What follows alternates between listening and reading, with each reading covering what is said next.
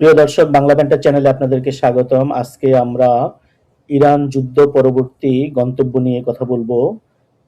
বাংলাদেশে অনেকে আশঙ্কা করছেন যে ইরানের পরে হয়তো বাংলাদেশের দিকে যুদ্ধ সম্প্রসারিত হতে পারে। ইরানের পরে আসলে কে, পাকিস্তান না মিয়ানমার? ইরান যুদ্ধ সামনের দিকে পাকিস্তান বা মিয়ানমারে সম্প্রসারিত হতে পারে। পরমাণু হামলার ক্ষেত্রে আমেরিকার জন্য বড় হুমকি পাকিস্তান। সম্প্রতি তুলসী গাবার্ড এমন মন্তব্য করেছেন। রাশিয়া, চীন, উত্তর কোরিয়া ও ইরানের মতো পাকিস্তানকেও হুমকি মনে করছেন মার্কিন যুক্তরাষ্ট্রের শীর্ষ গোয়েন্দা কর্মকর্তা তুলসী গাবার্ড। সেনেট ইন্টেলিজেন্স কমিটির সামনে ২০২৬ সালের বার্ষিক প্রতিবেদন উপস্থাপনকালে director of national intelligence Tulsi Gabbard বলেন, এই পাঁচটি দেশ নতুন, উন্নত বা প্রচলিত ক্ষেপণাস্ত্র বহন ব্যবস্থা নিয়ে গবেষণা ও উন্নয়ন করছে, যা পারমাণবিক ও প্রচলিত অস্ত্র বহনে সক্ষম এবং আমাদের ভূখণ্ডকে তাদের নাগালের মধ্যে আনতে পারে। পাকিস্তান প্রসঙ্গে গাবার্ড বলেন, পাকিস্তানের দীর্ঘ পাল্লার ব্যালিস্টিক ক্ষেপণাস্ত্র কর্মসূচি সম্ভাব্যভাবে এমন আইসিবিএম বা ইন্টারকন্টিনেন্টাল ব্যালিস্টিক মিসাইল অন্তর্ভুক্ত করতে পারে যা যুক্তরাষ্ট্রে আঘাত হানতে সক্ষম। পাকিস্তান ক্রমেই উন্নততর ক্ষেপণাস্ত্র প্রযুক্তি তৈরি করছে, যা লক্ষ্যবস্তু তৈরি করতে লক্ষ্যবস্তুতে আঘাত হানতে সক্ষমতা দিতে পারে এবং এই ধারা অব্যাহত থাকলে যুক্তরাষ্ট্রের জন্য হুমকি হয়ে উঠতে পারে। গণবিধ্বংসী অস্ত্র প্রসঙ্গে প্রতিবেদনে বলা হয়, পাকিস্তান, চীন, উত্তর কোরিয়া ও রাশিয়া সম্ভবত এমন ডেলিভারি সিস্টেম উন্নত অব্যাহত রাখবে যা নির্ভুলতা বাড়াবে এবং মার্কিন ক্ষেপণাস্ত্র প্রতিরক্ষা ব্যবস্থাকে চ্যালেঞ্জ করবে এবং নতুন ধরনের গণবিধ্বংসী অস্ত্র ব্যবহারের সুযোগ তৈরি করবে। প্রতিবেদনটি দক্ষিণ এশিয়াকে দীর্ঘস্থায়ী নিরাপত্তা চ্যালেঞ্জের অঞ্চল হিসেবে উল্লেখ করে এবং ভারত-পাকিস্তান সম্পর্ককে পারমাণবিক সংঘাতের ঝুঁকিপূর্ণ বলে সতর্ক করে। এতে ভারত নিয়ন্ত্রিত কাশ্মীরের পাহেলগাম হামলার উদাহরণ তুলে ধরা হয় এবং বলা হয় সহিংসতা কিভাবে বড় সংকট তৈরি করতে পারে। তবে পাকিস্তানের সবচেয়ে দীর্ঘ পাল্লার কার্যকর ক্ষেপণাস্ত্র শাহিন-3 এর সক্ষমতা ২৭৫০ কিলোমিটার, যা ভারতকে আচ্ছাদিত করতে পারে। সাধারণভাবে আইসিবিএম বলতে ৫৫০০ কিলোমিটারের বেশি পাল্লার ক্ষেপণাস্ত্রকে বোঝানো হয়, যেটা পাকিস্তানের নেই। এমনকি স্বল্প পাল্লার আইসিবিএম থাকলেও যুক্তরাষ্ট্রে পৌঁছানো পাকিস্তানের পক্ষে সম্ভব নয়, কারণ দুই দেশের মধ্যে দূরত্ব ১১,০০০ কিলোমিটারেরও বেশি। বর্তমানে এই সক্ষমতা রয়েছে কেবল রাশিয়া, যুক্তরাষ্ট্র, ফ্রান্স, চীন ও যুক্তরাজ্যের। ভারত ও উত্তর কোরিয়া এ ধরনের ক্ষেপণাস্ত্র তৈরি করছে, আর ইসরায়েলের ক্ষেত্রেও এমন সক্ষমতার ধারণা করা হয়। ২০২৫ সালের জানুয়ারিতে মার্কিন কর্মকর্তারা ধারণা করেন, পাকিস্তানের দূরপাল্লার ক্ষেপণাস্ত্র সক্ষমতা অর্জনে কয়েক বছর থেকে এক দশক সময় লাগতে পারে। গাবার্ডের বক্তব্য, একই ধরনের মূল্যায়ন পাওয়া যায়। তবে পাকিস্তান বরাবরই বলে আসছে, তাদের পারমাণবিক ক্ষেপণাস্ত্র কর্মসূচি মূলত ভারতের বিরুদ্ধে প্রতিরোধ গড়ে তোলার জন্য। কিছু মার্কিন বিশ্লেষক মনে করেন, পাকিস্তান হয়তো যুক্তরাষ্ট্রকে ভবিষ্যতে ভারত-পাকিস্তান সংঘাতে হস্তক্ষেপ থেকে বিরত রাখতে এই সক্ষমতা অর্জনের চেষ্টা করছে। এই মূল্যায়ন এসছে এমন একটা সময়ে যখন যুক্তরাষ্ট্র পাকিস্তান সম্পর্কে নতুন করে উষ্ণ হওয়ার ইঙ্গিত দিচ্ছে। ২০২৫ সালে ভারত-পাকিস্তান সংঘাতের পরে দুই দেশের মধ্যে কূটনৈতিক পুনঃসংলাপ শুরু হয়। ডোনাল্ড ট্রাম্প বারবার দাবি করছেন তার প্রশাসন যুদ্ধবিরতিতে ভূমিকা রেখেছে। গত জুনে ট্রাম্প পাকিস্তানের সেনাপ্রধান ফিল্ড মার্শাল আসিম মুনিরকে হোয়াইট হাউসে আমন্ত্রণ জানান, যা ছিল একটি বিরল ঘটনা। মধ্যপ্রাচ্য ও পাকিস্তানের কৌশলগত গুরুত্ব বেড়েছে, বিশেষ করে উপসাগরীয় দেশগুলির সঙ্গে সম্পর্ক এবং ইরানের সঙ্গে যোগাযোগের কারণে। সব মিলিয়ে পাকিস্তানের ক্ষেপণাস্ত্র সক্ষমতা নিয়ে বিতর্ক এখনো চলমান, যেখানে মার্কিন গোয়েন্দা মূল্যায়ন ও বিশেষজ্ঞ মতামতের মধ্যে স্পষ্ট বিভাজন দেখা যাচ্ছে। তবে পাকিস্তান আমেরিকার দীর্ঘদিনের মিত্র এবং পারমাণবিক শক্তিধর দেশ, সেজন্য পাকিস্তানের সাথে লড়াই হওয়ার সম্ভাবনা কম। পাকিস্তানের চেয়ে বরং মিয়ানমারের সাথে সংঘাত বাড়তে পারে। বাইডেন প্রশাসনের বার্মা অ্যাক্টকে প্রেসিডেন্ট ট্রাম্প ব্রেভ বার্মা অ্যাক্টে রূপান্তরিত করেছেন।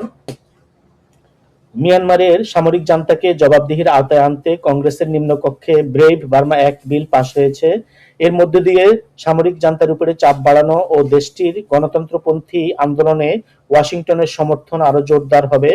ডেমোক্রেট, রিপাবলিকান উভয় দলের আইন প্রণেতাদের আনা এই যৌথ বিলটি গত মাসে পাশ হয়। গত বছরের মে মাসে মিশিগানের রিপাবলিকান আইন প্রণেতা Bill Huizenga bringing real accountability via enforcement in Burma act বা সংক্ষেপে ব্রেভ বার্মা অ্যাক্ট বিলটি উত্থাপন করেন।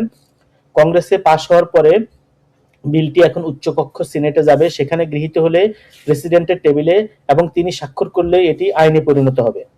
এই আইনে মার্কিন প্রেসিডেন্ট প্রতি বছর মিয়ানমারের তেল ও গ্যাস সংস্থা, মিয়ানমারের ইকোনমিক ব্যাংক ও দেশটির জ্বালানি খাতে নিষেধাজ্ঞার কড়াকড়ি আরো বাড়াতে পারবেন এবং সে বিষয়ে সিদ্ধান্ত নিতে পারবেন।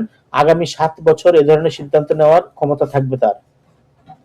এখনকার আইনে মিয়ানমারের সুনির্দিষ্ট রাষ্ট্রায়ত্ত প্রতিষ্ঠান, কর্মকর্তা এবং তাদের পরিবারের সদস্য ও তাদের পক্ষে কাজ করা বিদেশি শক্তি বা প্রতিষ্ঠানের উপর বিধিনিষেধ আরোপের ক্ষমতা মার্কিন প্রশাসনের রয়েছে। নতুন আইনে নিষেধাজ্ঞার মেয়াদ 2032 সালের 23 ডিসেম্বর পর্যন্ত বাড়ানো এবং আরো কঠোর করার পথ তৈরি হবে বলছেন হুইজিঙ্গার কার্যালয়। এদিকে ভারতে গ্রেপ্তার 7 মার্কিন ও ইউক্রেনীয় নাগরিক অস্থিতিশীল অঞ্চলে অস্ত্র প্রশিক্ষণ দেওয়ার অভিযোগ নিয়ে খবর প্রকাশিত হয়েছে। ভারতের উত্তর পূর্বাঞ্চলীয় সীমান্ত এলাকায় সক্রিয় সশস্ত্র গোষ্ঠীকে অস্ত্র প্রশিক্ষণ দেওয়ার অভিযোগে 1 মার্কিন নাগরিক ও 6 ইউক্রেনীয় নাগরিককে গ্রেপ্তার করেছে ভারতের ন্যাশনাল ইনভেস্টিগেশন এজেন্সি বা এনআইএ। এই ঘটনার তদন্ত নাড়িয়ে দিয়েছে ভারতের সবগুলি নিরাপত্তা সংস্থাগুলোকে।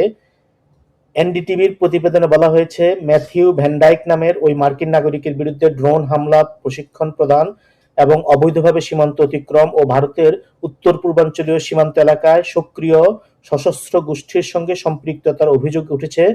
ম্যাথিউ আর্ন ভ্যানডাইক নিজেকে নিরাপত্তা বিশ্লেষক, যুদ্ধ সংবাদদাতা ও প্রামাণ্যচিত্র নির্মাতা হিসেবে পরিচয় দেন। 2011 সালে লিবিয়ার গৃহযুদ্ধ চলাকালে বিদ্রোহী যোদ্ধাদের সঙ্গে সরাসরি যুক্ত হয়ে তিনি আন্তর্জাতিক পরিচিতি পান এবং সে সময় তাকে কারাবরণও করতে হয়। লিবিয়ার ঘটনার পরে VanDyke sons of liberty international বা SOLI নামের একটি সংগঠন প্রতিষ্ঠা করেন। এই সংগঠনটি বিশ্বের বিভিন্ন সংঘাতপূর্ণ এলাকায় সশস্ত্র গোষ্ঠীগুলিকে সামরিক কৌশল ও প্রশিক্ষণ দিয়ে পরামর্শ দিয়ে থাকে। ম্যাথিউ ভ্যানডাইককে কলকাতা থেকে গ্রেপ্তার করা হয়। অন্যদিকে 6 ইউক্রেনের নাগরিককে 3 জনকে লখনৌ থেকে এবং 3 জনকে দিল্লি থেকে আটক করা হয়। পরে তাদের গ্রেপ্তার দেখিয়ে দিল্লির পাতিয়ালা হাউস কোর্টে হাজির করে এনআইএ। এনআইএ তদন্তের স্বার্থে তাদেরকে তাদের যাতায়াতের রুট শনাক্তকরণ, ষড়যন্ত্রের প্রমাণ সংগ্রহ এবং অন্য সহযোগীদের খুঁজে বের করতে 15 দিনের রিমান্ড দাবি করে, তবে আদালত 11 দিনের রিমান্ড মঞ্জুর করেছে।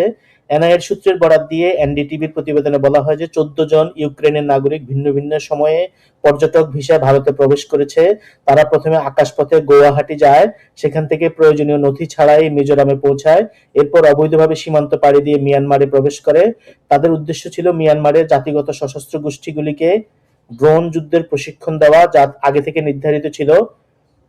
অভিযোগ উঠেছে ইউরোপ থেকে ড্রোনের একটি বড় চালান ভারত হয়ে মিয়ানমারে পাচার করা হয়েছে, যা ওই সশস্ত্র গোষ্ঠীগুলি ব্যবহারের জন্য ছিল। এনআইএ সূত্র আরো জানিয়েছে, মিয়ানমার সক্রিয় বেশ কিছু সশস্ত্র গোষ্ঠীর সঙ্গে ভারতের নিষিদ্ধ গোষ্ঠীগুলির যোগাযোগ আছে।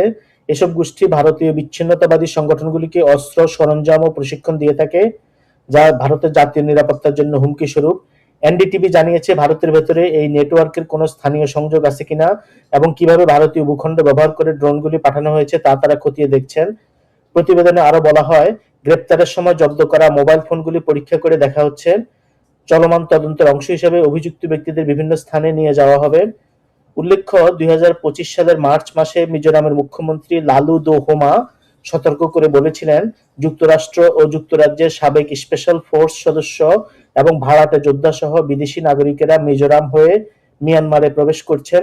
সেখান থেকে তারা দেশটির সামরিক জান্তার বিরুদ্ধে লড়াইরত স্থানীয় বিদ্রোহী গোষ্ঠীগুলিকে প্রশিক্ষণ দিচ্ছেন।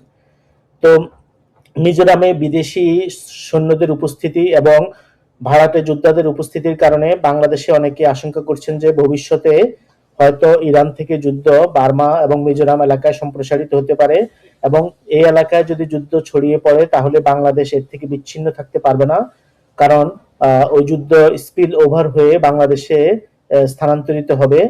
এছাড়া গত বছর মার্কিন সেনেটর চাক গ্রাসলি বলেছিলেন যে কোল্ড ওয়ার এখন আর কোল্ড নেই, 3টি জায়গায় এই যুদ্ধ এখন হট বা গরম।